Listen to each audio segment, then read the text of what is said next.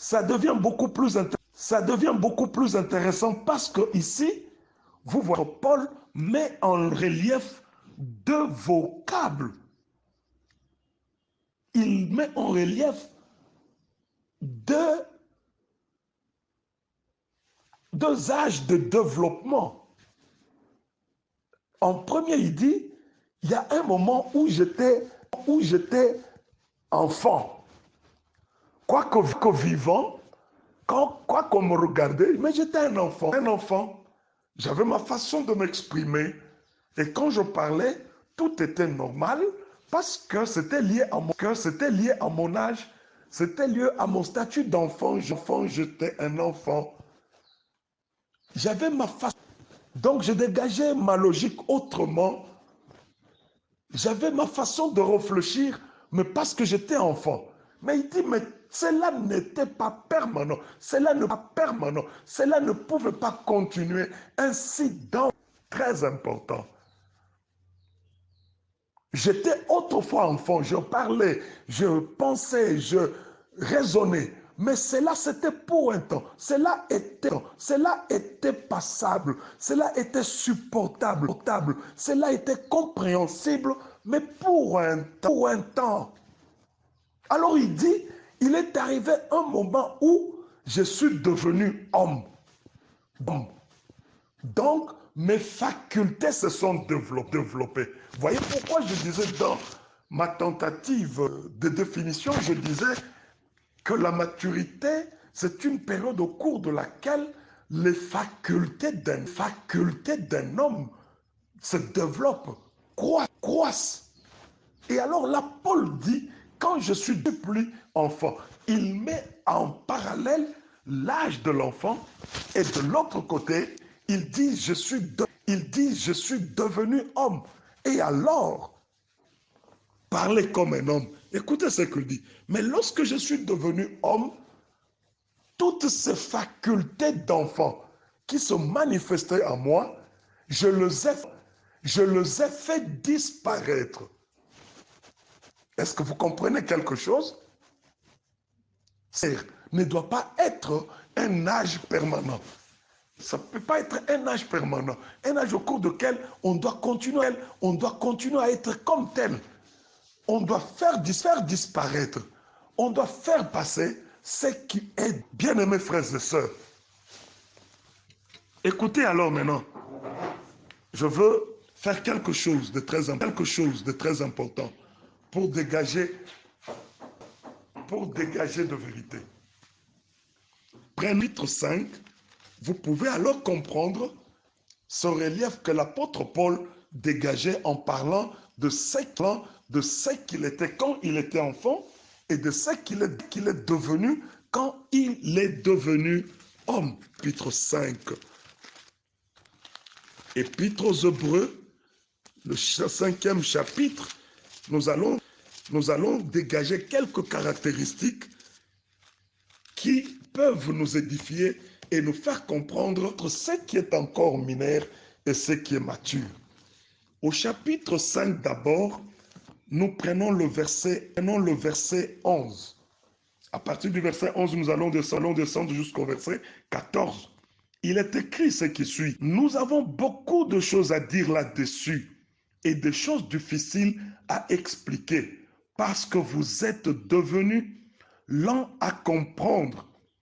Vous en effet, qui depuis longtemps, de maître, vous avez encore besoin qu'on vous enseigne les principes élémentaires des oracles de Dieu.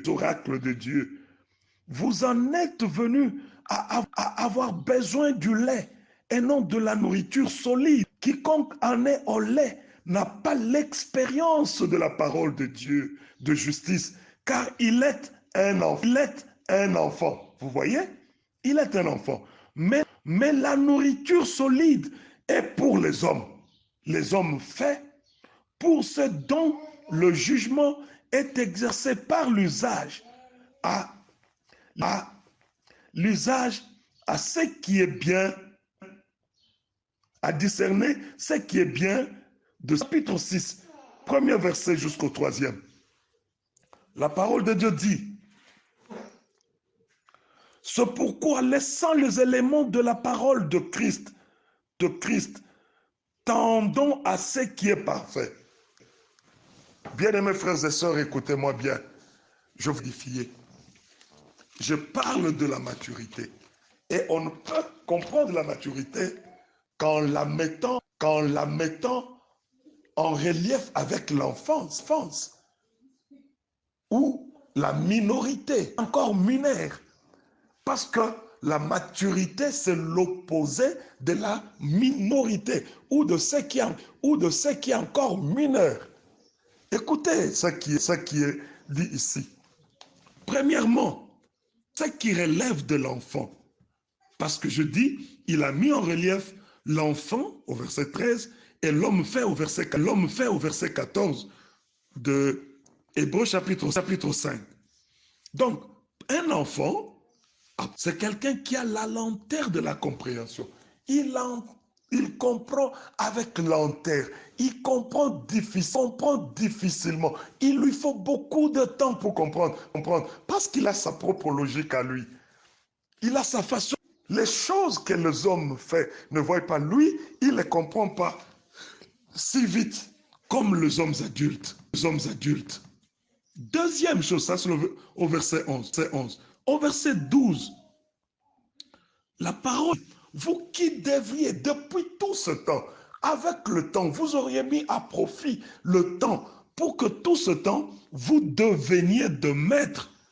Mais l'enfant est resté l'enfant. Malgré le temps, l'enfant est toujours immature. Troisième chose, dans l'enfant a besoin des premiers rudiments, des oracles de Dieu. Il a besoin du lait matériel, du lait spirituel. Des choses beaucoup plus grandes. Non. N'allons pas là. Je vais développer ça quand je vais parler de la démonstration. Vous savez, même dans notre groupe, parce que c'est de cela qu'il s'enseignait dans le groupe. Vous savez, il y a des choses qui nous arrivent, des fois quand vous regardez, vous pouvez juste vous taire, vous dites, bon, laissons faire parce que on est ce qu'on est, mais avec le temps, on pourra comprendre. Mais bien aimé, comment par exemple, qui va choquer plusieurs et qui va peut-être bouleverser, comment pourrons-nous être dans le groupe comme celui-ci, un groupe défini par notre président stratège comme étant la cour de grand. Mais on a oration. Or la Bible dit, je peux parler par doctrine, je peux parler par révélation. Mais combien de fois ne nous sommes-nous pas insurgés contre des gens qui, ils vous prennent par exemple à partir, ils vous démontrent ce qu'il y avait dans l'Ancien Testament comme étant l'ombre. Et ils vous révèlent cela, comment cela s'est accompli dans le Nouveau Testament. Et alors on se dit non. Ça sont des révélations particulières. Je ferme là, je sais que peut-être ça peut revenir dans les questions. Je verrai dans quelle mesure je pourrai répondre à cela. Mais vous comprenez un peu ça? On a besoin du lait, on a de premier rudiment du oracle de l'Éternel, qu'on nous parle de péché, les dépouillements des œuvres mortes, on nous parle de la foi en Dieu, on nous parle des doctrines de baptême, et on ne se comprend même pas, chacun a son point de vue, on n'a pas été élevé, on n'a pas été encadré pour comprendre c'est quoi le baptême. On a encore peut-être de problèmes de compréhension en ce qui concerne pourquoi les musulmans se lavent-ils avant de prier. On a encore un problème en rapport avec la loi et la grâce. On a encore un problème avec le problème de nourriture, de l'observation de jour, rudiment des oracles de l'Éternel. Ça, c'est lié aux enfants. Ça, ce sont des enseignements, les premiers enseignements par lesquels on doit commencer la vie, attendre à ce qui est parfait. Voyez?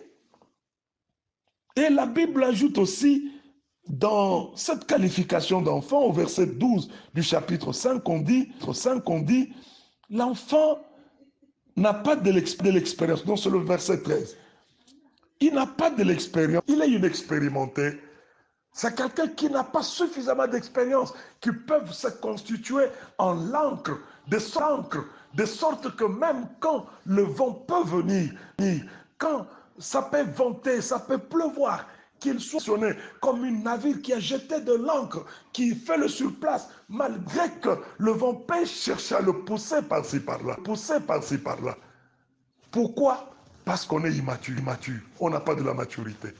Mais en deuxième position, mes bien-aimés, il met en exergue les qualités de ceux qu'il appelle un homme fait, c'est-à-dire l'homme mature, l'homme qui a atteint la maturité. Au verset 4, l'homme là, celui qui a de la maturité, il a besoin de la nourriture solide. Lui, il faut lui donner des os. Il fait des os. Il faut qu'il casse, qu'il brise des os. Qu'il doit déchirer comme l'aigle.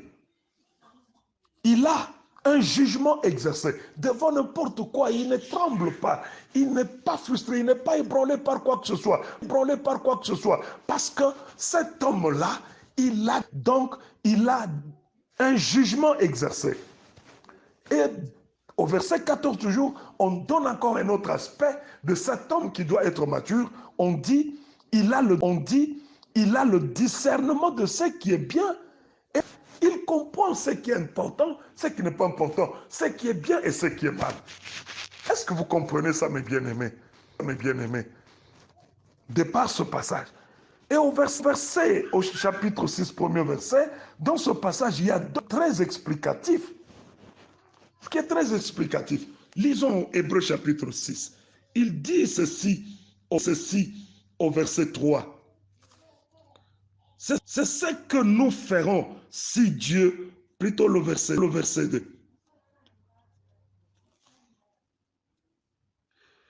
Permettez, je reviens. La Bible dit, c'est pourquoi, laissant les éléments de la parole de Christ, tendons à ce qui est parfait. Oui, voilà, parfait. Oui, voilà les deux verbes que je voulais. Laisser. Vous avez remarqué au chapitre 13 de 1 Corinthiens, quand Paul parle de lui-même au verset 11, il dit, lorsque je suis devenu un homme, je fais disparaître. C'est-à-dire, j'ai mis de côté. Et ici, il y a ce verset qui revient, il dit, laissant les éléments de la parole, laissant ce qui est inférieur, ce qui était certainement valable pour nous, quand nous étions, regardons de l'avant. Deuxième verbe qui est très important, c'est le verbe tendre. Aller vers. Il dit, c'est ce qui était de l'enfant, et alors nous allons nous porter, nous allons tendre, nous allons avancer vers ce qui est parfait. Est-ce que vous comprenez ça, mes bien-aimés?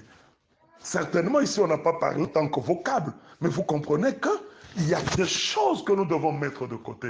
Est-ce que dans le A4, à l'heure qu'il est, après une année et beaucoup d'autres années glorieuses qui se pointent devant nous, pour faire violence, faire un effort, pour laisser ce qui est rudimentaire, pour tendre, pour aspirer, pour aller vers ce qui est parfait.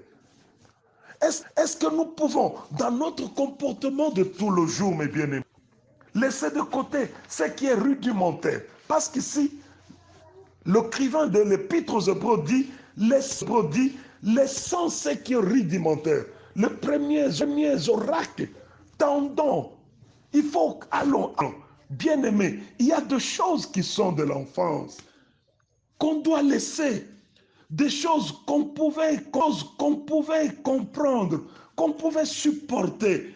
Un comportement qu'on avait autrefois, on pouvait vous comprendre. On dit non, laissons, avec le temps ça va changer. Mais il y a ces choses-là qu'on ne peut plus comprendre aujourd'hui, qu'on ne peut plus supporter aujourd'hui. On a supporté ça parce qu'on était encore enfant, parce qu'on vous voyait dans cet état d'enfance. Mais est-ce qu'aujourd'hui, on doit encore continuer à supporter? est-ce qu'on doit continuer à supporter cela? Il y a des choses qu'on comprenait quand on vivait son enfance. Elles doivent rester derrière nous. Il y a des personnes, malheureusement, qui, malgré leur âge, ils traînent encore avec eux les jouets d'enfants.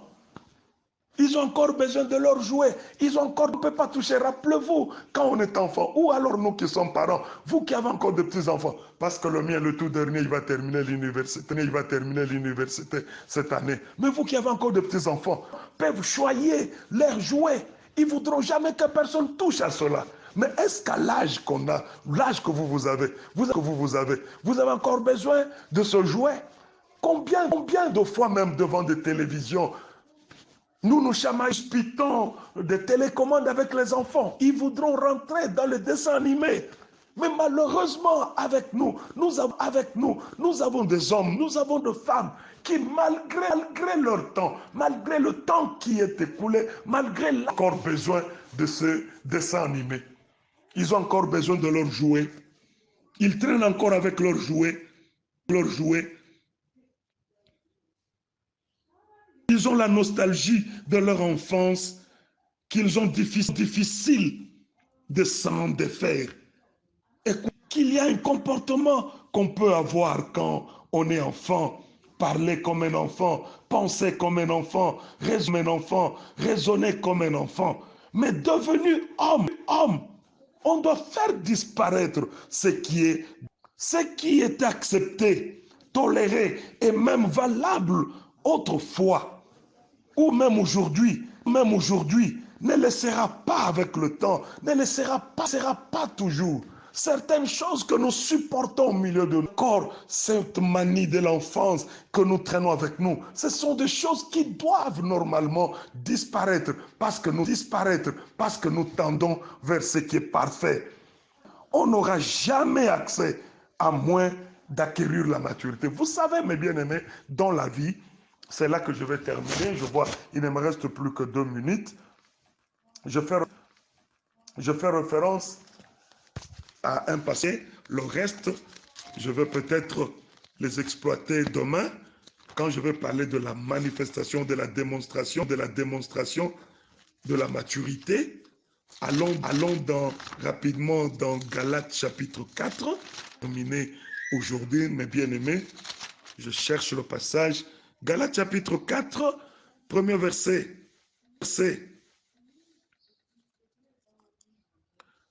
Premier verset jusqu'au verset 3. Galates 4, premier au 3e verset. Or, aussi est enfant, je dis qu'il ne diffère en rien d'un esclave, quoiqu'il soit le maître de tout, mais il est sous des tuteurs et des administrateurs jusqu'au temps marqué par le pays. De la même manière, lorsque nous étions enfants, nous étions sous l'esclavage des principes élémentaires du monde. Vous voyez, la Bible dit ici que lorsque vous héritiez, vous n'allez pas avoir de différence avec un esclave. Vous êtes dans la maison qui vous appartient, vous êtes l'héritier principal, l'héritier attitré, mais parce que vous êtes enfant, vous n'aurez pas accès à certaines choses, à certains privilèges qui sont le vôtre, qui doivent vous revenir, tout simplement parce que vous êtes encore enfant. Alors, c'est pourquoi je dis qu'on n'aura jamais accès, même auprès de Dieu, tant qu'on demeure enfant, tant qu'on n'aspire pas à la maturité.